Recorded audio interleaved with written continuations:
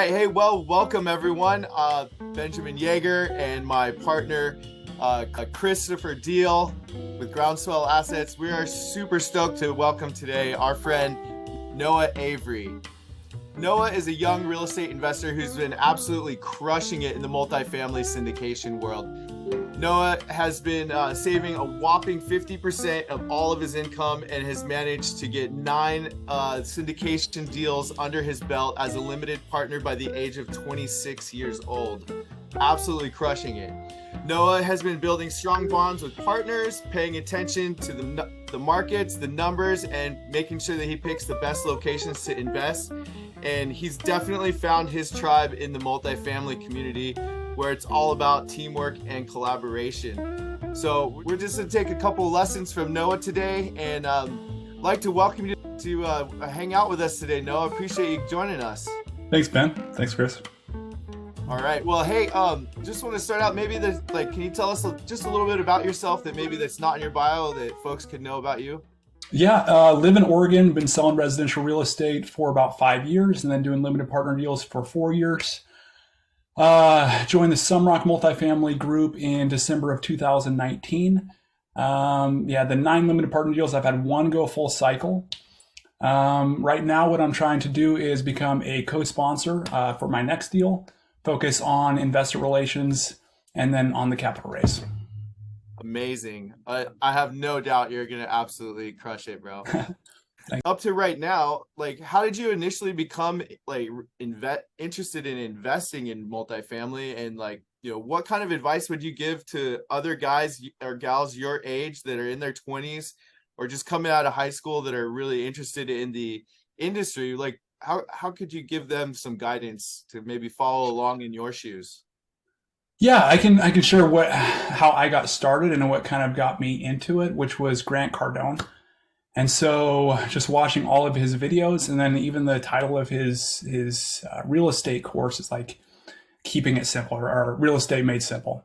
And so he just goes over basic stuff. And I think when you do the basic stuff first, it kind of, you can understand it better and then use that as a base and then go out and then learn more stuff, whether it's from other groups, more details, more courses, and then just getting out and doing it.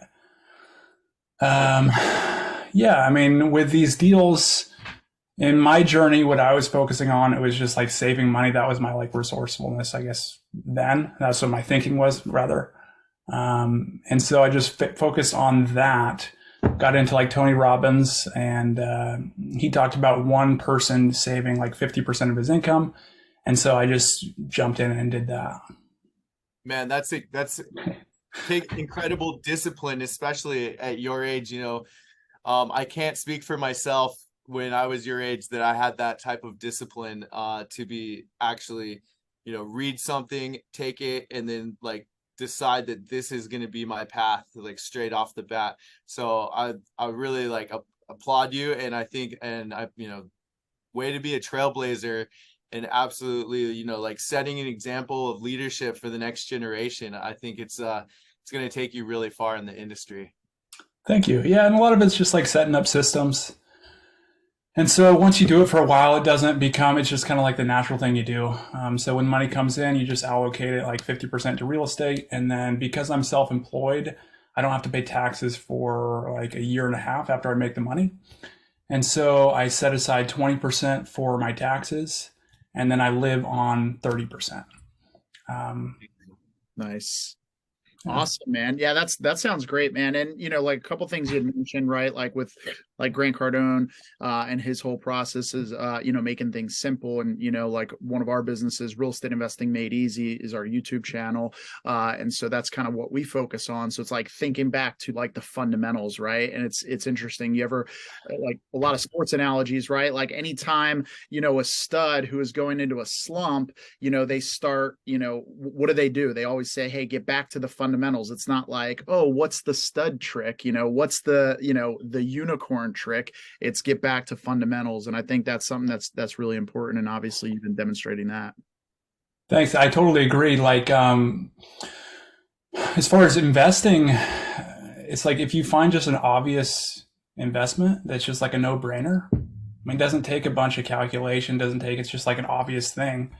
and then just pick those ones is kind of what worked for me. Yeah, totally. Well, it's awesome. I mean, to see somebody like, as young as you getting into it, and one of the things you also mentioned was systems too, and I think like creating that framework where it relieves you a lot of the pressure. And I think your generation, has a lot of access to tools and technology that can really help with that. So that's amazing. But the thing that's interesting is, you've managed to really save such a significant portion of your income, for all that time. So, I know most people your age are out there figuring out the ways they can spend their income as quickly as possible, whether it's, partying, going on vacations, trips, and enjoying life now, right? So what are some strategies and some effective techniques that maybe you've adopted specifically that you could speak to the audience that they can maybe implement on their own, to really save so much of your income and start applying this to whether it's single family investing or even multifamily? Yeah, I'd say it's not really a luxurious lifestyle. So, I mean, I drive a Honda Civic, pretty frugal. And then my money, it's like sometimes it's more fun to do an investment than like spend it on something for me. I didn't really go out and start a family, didn't get a bunch of those expenses. And I think there's, I don't know, a lot of advantages for sure on people, going that route. But I just chose this one. Got it. Okay. Yeah. And I'm sure, eventually there's going to be a big payoff for you in the back end, once those things start to really mature and you can really see the fruits of that labor. So that's awesome. I know, from reading your bio, I know like your father's been a pretty big influence, in your career. And so like, how has that influence on, being a giver in business really impacted your approach to investing? And, how do you apply that mindset to your multifamily syndication investments? Yeah. So like my dad's doing things like he's buying coffee at Starbucks from the next person in line. And so it's like almost every time he goes to Starbucks, he puts like a $5 tab for the next person in line. Just little things like that. They're really cool. And it just seems like it comes back to you when you do stuff like that.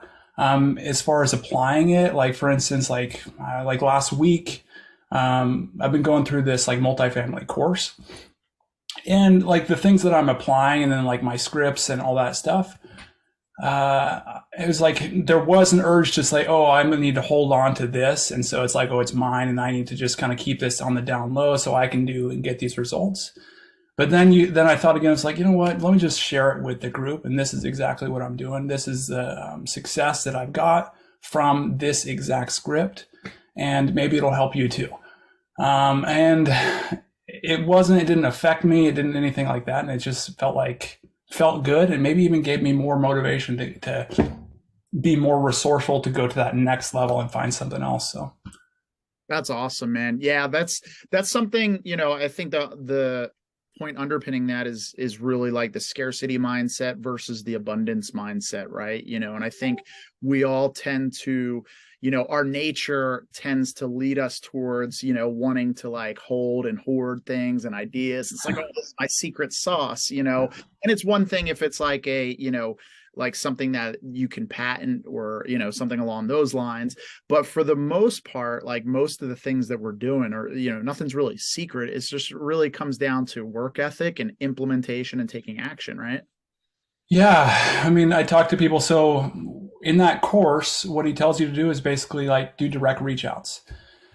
And all you're doing is like sending a message like, hey, I'm Noah Avery. So we're on the same group. I've done 9 living apartment deals, something like that. Here's my Calendly link. But it's not like a huge secret. It's just about doing it. And so like finding the Facebook group, finding specific to multifamily and just messaging people. I think Facebook has a limit on like 30 a day, and then LinkedIn about the same. But it's like, even if I tell people that, it's like, they don't really apply it. They think this, or they'll email me later. It's like, okay, what's actually the secret? Yeah. Or they'll say things like that. And it's like, well, it's really like 3 hours a day combined with reach outs on the phone and then follow ups. Yeah. And people don't want to do that. Yeah, it's a lot like the gym, right? It's like sure, you could go to the gym and work out for 24 hours straight and then never work out for the rest of the year. It's like awesome, you got a great workout in, but the guy that goes for like 20 minutes a day religiously, that guy's going to be in phenomenal shape, right? hmm And I agree with that a lot. Like, I read the book, The Compound Effect. It talks about those little changes. And then when you do them every day, and every day, you might not see results for, 6 months or something, but you have maintained that habit and you can just continue it on. And then all of a sudden you get the momentum and then you get results and then they start compounding. And it's just, yeah. Nice. You And you must be I would reading my mind because my next question was actually like about a book that you've recently read, and it's like kind of tying in with that like 1% every day, and it's like I think people miss the point of like, all right, 1% every day, but yeah, like eventually that 1% is equal to way more than the first 1% because you're compounding that effect. So would you say so? That's one book. Are there any other books that you've read recently that had like a huge impact on your success in multifamily investing? Yeah. Okay. A lot of books I read like over and over again. So there's like simple one, and it's a good one to get started because it's short. It's story based. Is just The Richest Man in Babylon. And so like particularly the last story in there really helped me. And it kind of just gives you that base of money. And then the second one I'd say is that compound effect.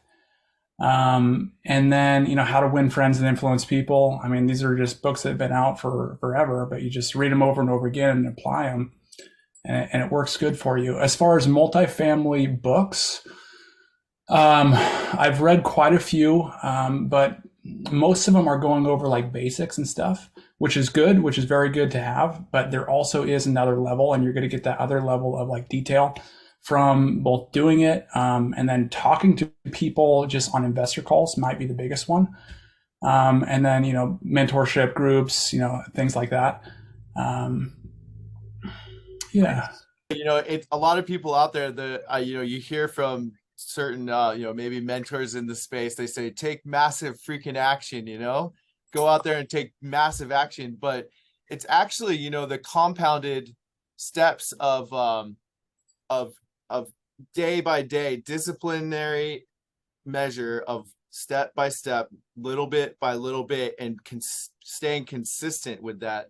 So if you by doing that, it's like Chris said, better than going to the workout at the gym once, and you're definitely demonstrating that. Yeah. And sometimes like right now, like the past month for me has been like a massive action, but as far as sustaining it, sometimes it's like when you do less, that's actually a better way to go. Sometimes people go out there and they'll, for instance, like the gym or something, I'm going to work out for 2 hours a day. And then one day they quit because they don't go that day because it's just too hard. The commitment of 2 hours is too hard. And then once they stop for one day, now they're out of the routine. And now they stop for a week or 2 weeks, and then they have to restart. It's like the analogy on like an airplane going up. It's like it uses most of its fuel on takeoff. And so if you can just, take off but consistently go versus, starting, stopping, you can just go longer. Yeah, 100%. That's an amazing analogy for sure. Uh, So now that you've taken off and you're flying through the multifamily space, let me ask you this: like, so when you're looking at deals and you're potentially interviewing partners and you're going down through the list of all these people that you're reaching out to, I know that you're a huge networker in the space right now. We see you everywhere. So like, what are the main criteria that you're considering when you're selecting limited partners to actually invest with? So maybe like someone else in your shoes, if they're looking at deals and they're thinking, hey, I want to kind of follow along in your steps. Maybe you can like point out the things that did attract you to those limited partners that you invested with, and maybe like mention some of the other ones that you saw red flags with them and caused you to run the other way. yeah. Yeah. Okay. So picking a sponsor that I like, that's been in the industry a long time, done a lot of units, they're credible. Sometimes it's an advantage if they're in a similar group as me. And then as far as the deal, like I can give one example on one deal. It's like I invested in it in 2020. It was like 3.29% HUD loan. And it's a fixed rate, and then it's like a 68% break even point. It's running at 92%. And so the spread on there is just massive. A lender once told me one time that just for national averages and like rounding numbers, Class C assets dropped their physical occupancy 12% in 2008, Class B 8%, and Class A 6%. So that's just kind of a rule of thumb numbers. But it's a good tool to run against the underwriting, so like what the break even point is, and if there's a big enough margin of safety. And so that margin of safety is really what I look at first. What I find is that almost every single deal is going to project double in 5 years. So it's like that's not as big of an influence as like looking at that break even point. And then from that standpoint, I go to like a market that I like. Typically, it's been primary markets or markets just outside of primary markets. Deals that I don't like. I like the predictability. So if there's a bunch of if a bunch of things have to happen in order to hit your returns, then it's like kind of gives me a red flag. So I want a deal that doesn't have like, if interest rates drop, if we can get 200 plus on this increase in rents, if this, it's just like, I want to eliminate as many of those as I possibly can. And then just invest in the ones that are kind of no-brainer deals. Absolutely. I'm glad you hit a lot of those points on the head. We definitely stress those as well. For us at Groundswell Assets, we are always going for, on our deal stressing, we go, can it go all the way down to 65% occupancy and still cover the note? When we exit the deal, is the cap rate going to be like, maybe 100 basis points higher than where we came in? And are we still making those projections? And then, again, with our rents, are we the low, or can we still be like below the highest rents in the market and still meet our projections? So that we definitely are looking at a lot of those same factors. And I'm glad you mentioned those, because they're very important for people out there that are, looking at deals and inspecting all these different OMs. There's a lot of sponsors out there that, don't have a lot of these metrics tied into their underwriting. So it's glad you mentioned that. So let me ask you this: how important was it building the strong relationship with those sponsors in your investment journey? And maybe what's your best advice for anyone else out there, your age group, that wants to get into this, or anyone at all, to go about meeting and establishing these connections with these people that they can, know, like, and trust, and start, building their wealth over time in multifamily syndications? Yeah, what worked for me getting started was finding podcasts. And so Old Capital Real Estate Investing podcast, they've got like hundreds of people that have done interviews that are doing like 80, 100 plus unit deals.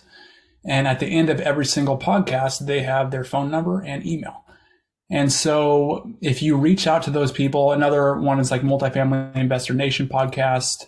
There's lots of podcasts out there, but if you just follow up with those people, a lot of them want to talk to you, and then you can ask them questions. How do I get started? Whatever your questions are, just ask them, and they're pretty generous with their time. That's great. It's a tremendous fortitude to reach out to those people. Not everyone are able to have the tenacity to actually reach out and meet people like that. So it's definitely one of your strong suits to carry you far in this industry, is your networking capabilities. Thank you. Yeah. Yeah, I think, a lot of people tend to have this, there's this mystique, or there's this like kind of hurdle of like, oh, that person's like, they're way above where I'm at. Like, why would they want to like entertain speaking to me? And, why would they give any of their time to someone like me? But I think, because of that, it creates that environment where when somebody does step outside of that realm, and they take the courage to actually reach out, it shows them that like, hey, this guy's a go-getter, right? Like this guy's doing something that most people are not doing. And you don't even have to be good or know anything about it. Like I remember a couple times that I choked. I couldn't talk to the guy. I was totally intimidated. And I was like thinking about it like days later because I thought I messed up and I was like, oh, what have I done kind of thing. But so just don't take it too seriously. And, most of those people are really cool, Yeah, that's something, it's interesting because, I got my start in residential investing and just single family, and I came into it with 25 years of sales experience. And even though I had all that experience, and none of it was real estate related, I was very intimidated to get on the phone with real estate agents because I was like, oh, they're professionals. They know what they're talking about. And then very quickly did I learn that like most real estate agents don't know what they're talking about. And like, I probably know more than them. And so that was like a real, like kind of humbling experience, but it helped kind of create that environment where it's like, okay, yeah, these are just normal people. You don't have to over formalize it. It's like we can just hang out and, have a quick conversation and chop it up and, figure out where we go from there. So, it's awesome that you caught on to that like so early on in your career because, now you have such a longer runway to really go down this path than a lot of other people. Yeah. Yeah. So, but with experiencing such success like at a young age, I mean, how do you balance, your long-term financial goals with enjoying life and maintaining a healthy life, work-life balance? This last month, not at all. Complete work every day, get up, work, and then like late night work. And that was because like just last night I finished that course that I was talking about though. And so now I'm kind of shifting around, but some during that period, when I was able to get out and like walk around the pond by my house, etc., it's like sometimes it was because I was so tired or just kind of like, tired, I guess. I can notice things more. It was like more of like a release, like going and doing those things. So I don't know if I do it quite, but got it. Okay, so just getting away from some of the work stuff and like just being in the the normalcy of just everyday life sometimes can help you kind of like put some of that stuff in your mind on the shelf and allow your like kind of brain to expand a bit and start thinking outside the box. Yeah, like guitar's another release for me, just like 20 minutes a day. I've been doing that for 4 years or so. That's another thing, right? Like small, consistent chunks, right? 20 minutes a day, like you weren't like, I spent 10 hours on Saturday just cranking on the guitar, and then put it down for a month. That's the first thing I thought about was me playing guitar when you said that earlier in the interview. Nice. That exact thing. So I've got like Gary Keller initially got like a 66 day habit tracker. I think he got it from like a London Institute or something like that. But anyway, I use a similar system myself and just write down, hey, 20 minutes this day, 20 minutes this day.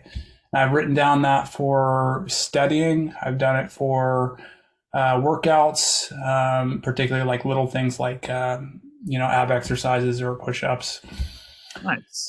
Guitar, etc. It can go for pretty much everything, but just holds you accountable. That's great. Would you mind sharing that with us after the interview? We'd love to share that with our audience, and I'm sure they'll get value out of it. 100%. Yeah, I redid it. So Gary Keller has his thing, and I just made it a little bit better in my standpoint. It's like I made the lines darker, put like Kaizen, which is constant, never-ending improvement on it. Little tiny quote at the bottom. So yeah, I'll for sure share that. Yeah. Nice. That's the American way, right? Take something. Sure. Awesome, man. Well, so let me ask you this. I'd love to hear some examples of how, the multifamily real estate community has supported your growth as an investor, and how can young investors really tap into networking with good communities to really enhance and speed up their own investment journey? Well, you can pay for it. You can do like mentoring groups. What you'll find is oftentimes the quality of people in those paid groups are very high. You can do Facebook groups. Those are easy to join. There's a lot of people in there, and you can do the same thing, just direct message them, set up calls. Yeah, I mean, it wasn't really easy for me to break into something like a co-sponsor deal, because like I really didn't add much value.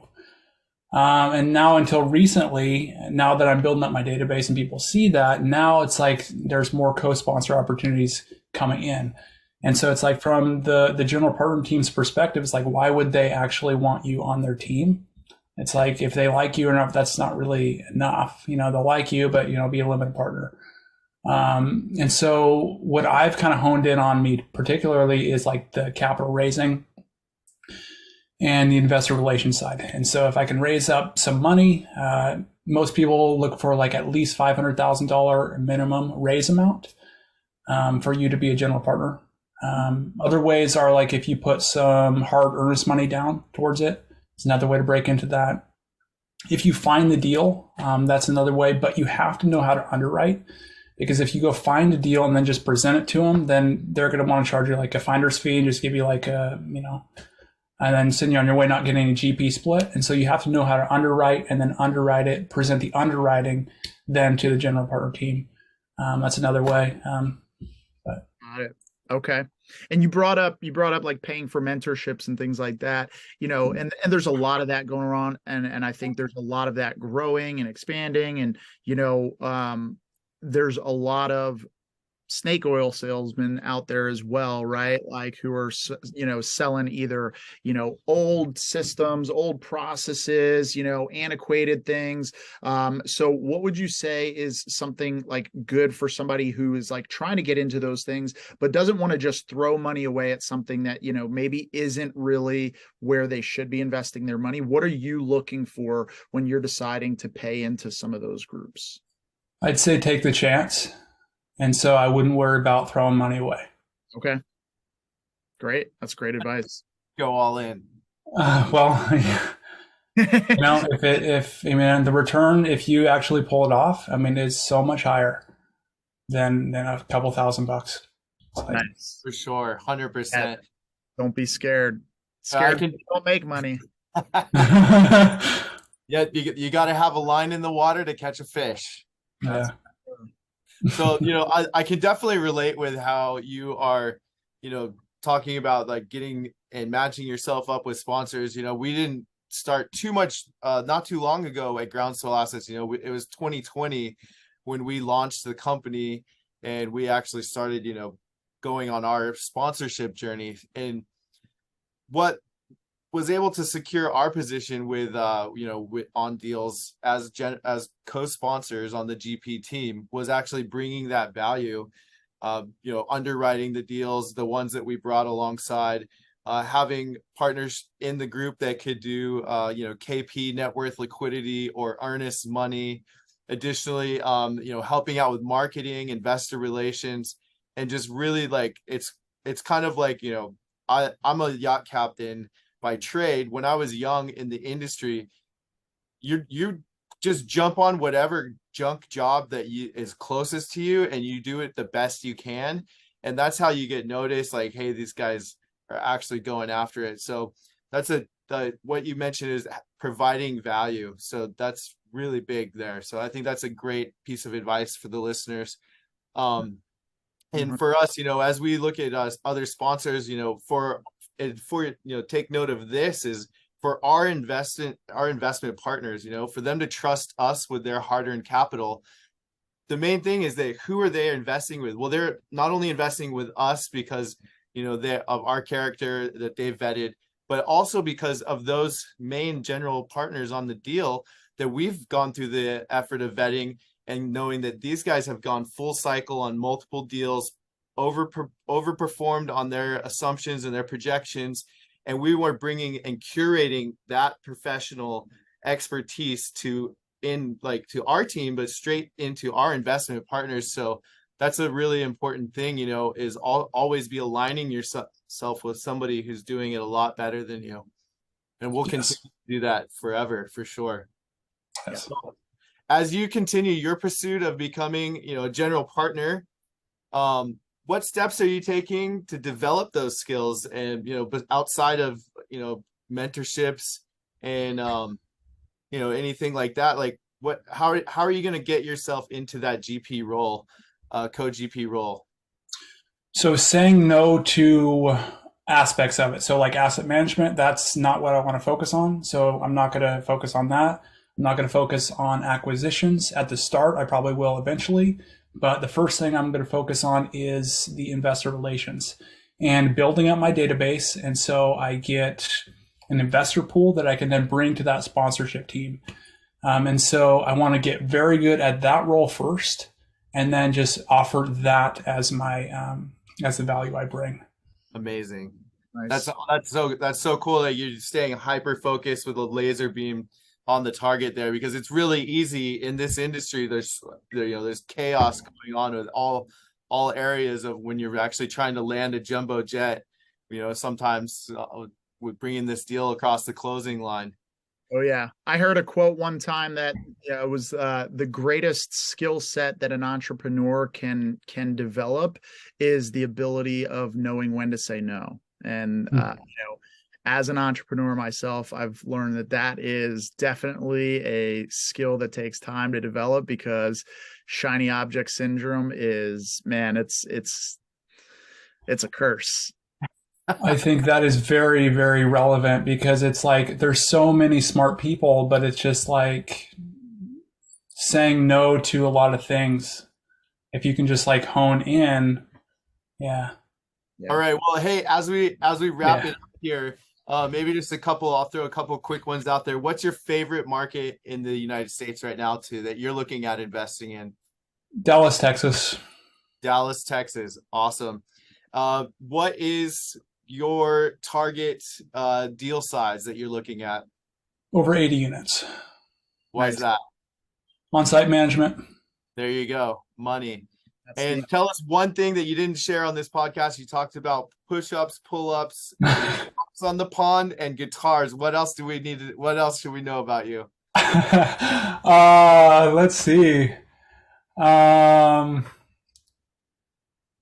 I'm looking at doing like some kayaking and stuff like that. Awesome. Nice. You're from Oregon, so you're definitely going to be the outdoors guy. Oh, that's for sure. That's for sure. Hey, one question, since you said you are focused mainly on investor relations, right? Obviously, there's a lot of people out there talking about how you raise private capital, how you build that network. Like, what has been the one thing that has helped you succeed in developing relations with people that want to invest money into deals? What do you think has been that one ingredient? Yeah. Follow up. So with these calls, like oftentimes I'm doing 10 or more calls a day. I usually schedule them 15 minutes. And so the follow up, it's like a lot of times everyone just kind of merges, and people don't remember you. You oftentimes, don't remember them unless it's some like connection like me and Ben had. But then when you follow up, that's really when you say, oh yeah, I remember that guy now. And now I'm going back to my notes and say this about this person. And now I start to like know them.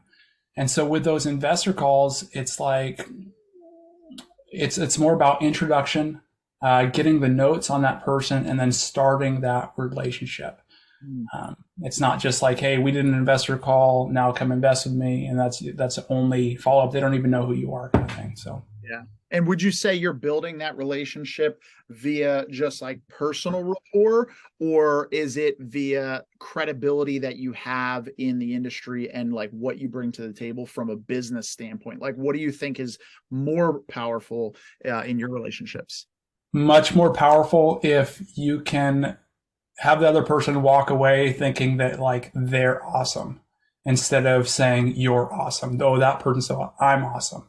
If you can make somebody feel that, key. then you build a relationship. That is money thing. If there's nothing else anybody gets from this interview, like that is a huge takeaway, is making people feel good walking away. That's awesome, man. Well, hey, as we wrap it up, Noah, you're a stud. Thanks so much for hanging out with us. What is the best way? So if anyone here, like you were in their shoes before, what's the best way people can get a hold of you if they want to reach out and have a chat? Yeah, lead magnet right here. It's like outlining one full cycle deal of mine. You can get that at the QR code. Link tree, Noah Avery. It's got all my contact information. Social media, you can schedule a call with me, and we can go from there. Awesome. Well, hey, thanks so much. I'll enjoy it. I look forward to hanging out with you again. Me too. Thanks, Ben. Thanks, Chris. Awesome, guys. Well, hey, thank you so much for stopping in and joining us for this interview with Noah Avery. We really appreciate you guys watching, and hope you guys stay tuned for future podcasts like this, where we're interviewing all the heavy hitters in the multifamily investing space. And hey, guys, if you want to learn more about some of our multifamily opportunities that you can invest in, click the link below in the description, and it'll take you right to our website, and that's www.groundswellassets.com/Ben Invest. Awesome, guys. Well, thanks for staying tuned. I'm Chris, closes your deal with Groundswell Assets and Real Estate Investing Made Easy, and Ben Yeager. We appreciate you guys staying tuned, and we'll see you guys on the next one. Aloha.